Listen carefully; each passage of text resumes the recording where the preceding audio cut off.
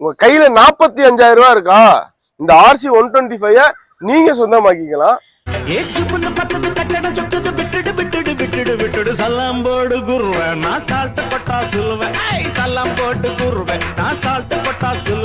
நம்ம திருச்சி பைக்ஸ்ல என்ன அப்டேட் பார்க்க போறோம்னா, RC-ல 125 நிறைய பேர் RC வேணும்னு கேட்பீங்க.